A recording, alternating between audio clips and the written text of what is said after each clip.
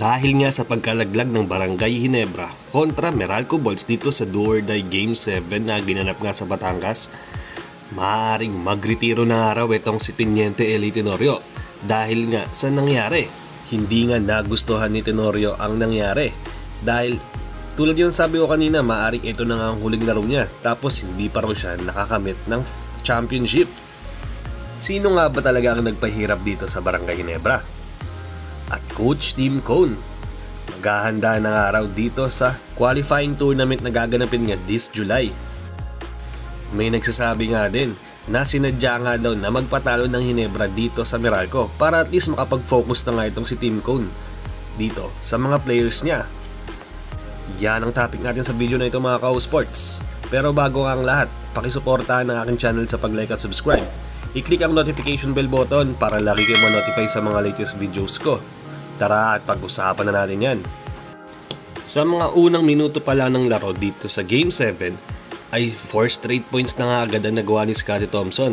Kitang-kita nga na sobrang aggressive niya dito at take charge talaga siya para at least ganahan nga agad ang buong kupunan para mabigyan niya nga ng energy. Lumamang nga agad ng double digit ang Barangay Ginebra dahil nga sa ganda ng ball movement na nagagawa nga nila. Sobrang ganda nga ng assist na nagagawa nila dito lalo na ng mga guards para at least mabigyan ng drop pass itong mga big mans nila. Pero sa kabilang banda mga ka-sports, etong si Brandon Bates ang nakikita akong isa sa dahilan sa nagpahirap nga dito sa Ginebra dahil madami nga siyang nakukuhang offensive rebounds all throughout the game. Lalo na nung umpisa pa lang, ang dami niya nakukuhang offensive rebound tapos nakaka-basket siya. Halata nga dito kila Sistan at Japet na nahihirapan sila dito sa rookie nga na si Brandon Bates.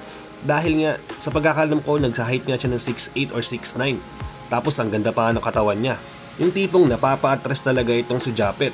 Tapos kapag si Sistan naman, hirap na hirap nga sa kanyang binibigyan ng depensa sa kanya. Kaya nga nalimit lang siya sa mababang puntos.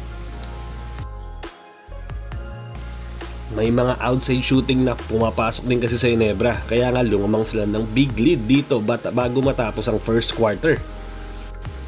Pero dito sa second quarter mga ka-sports, dahan-dahan na nagko-collapse ang offense dito ng Ginebra. Lalo na sa depensa, gumaganda na rin kasi ang flow ng offense dito ng Meralco Bolts. Sunod-sunod na rin kasi na turnover nangyayari sa kanila at 2 or 3 24 shot clock nga ang nangyari sa kanila at kaya galit na galit nga dito si Coach Tim dahil di naman daw talaga nangyari sa kanila yon. Pero dahil nga sa higpit ng depensa na pinapakita ng Bolts, nagawa nila yon. Si Chris Banchero nag-step up na naman nga ng gusto dito sa second quarter at sunod-sunod ang pagpuntos niya. Isa nga siya sa dahilan kung bakit nga nakahabol at nakalamang nga ulit ang Meralco at nabura na nila ang 10 points na kalamangan ng Barangay Ginebra. Sa third quarter mga ka-sports, dito na pinagpatuloy ng Meralco ang kanilang magandang depensa na pinapakita sa Ginebra.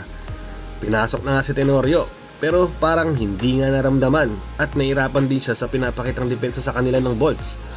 More on defensive play nga ang ginagawa nga dito ng Meralco at yun ang isa sa nakikita kong naging susi para nga makuha nila ang panalo na ito. Kahit kasi si Sistan, tulad ng sabi ko kanina, hirap na hirap sa pinapakitang depensa sa kanya dito ni Bates. Siguro nandun dyan na nga rin yung fatigue factor nga dito kila Japet at Sistan. Dahil nga din sa small or short rotation na ginagawa nga ni Coach Tim Cone. Lalo na, best of 7 nga ang nangyari at umabot nga sa Game 7. Tapos sa Batangas pa nga ginanap ang last na game para nga dito sa series na to. So nandiyan nga talaga yung kapaguran nila Sistan at Japet. Pero wala na tayong magagawa dyan mga ka-sports. Yan ang gameplay nga ni Coach Tim Cone. At hindi na rin natin siya masisisi dahil madaming championship nila na nga nagagawa yan. Pero kapag All Filipino Cup, halata nga na hirap ang Barangay Ginebra. Dahil nga siguro wala nga tayong import na medyo inaasahan natin kahit nag-i-struggle ang mga big man. Siguro eto na rin yung right time para at least maghanap na rin ng isa pa or mag-develop ng mga big man ng Ginebra. Lalo ngayon, ayon sa isang source, mababawasan pa ng isang legit na point guard ang Ginebra dahil nga sa nangyari at nagpaplano na nga raw magretiro itong si Eli Tenorio. Gusto niya na raw kasi ibigay ang spot niya sa mga young guns.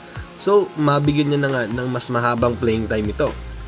Siguro naman, marami nang naiambag na raw itong si Tenorio dito sa liga.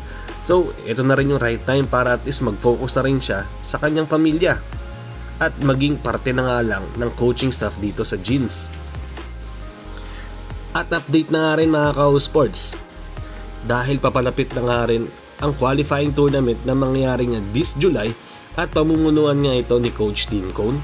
May nagsasabi nga na baka nagpalaglag na nga ng tuluyan itong si Ginebra at lalong-lalo na si Coach Tim para at least makapag-focus na nga dito sa tournament na ito. Medyo magiging challenge nga rin ito dito sa kanyang part dahil short preparation nga lang ang mangyayari. Dahil up to now, ongoing pa rin ang finals. So kapag natapos nga itong liga na to, parang 2 or 1 week na nga lang ang preparation time nila para at least makapaglaro nga at makapagsama-sama yung mga players na gusto niya lumahok. Congratulations ulit Meralco Bolts! At makakatapat nga nila dito sa finals ang San Miguel Beermen.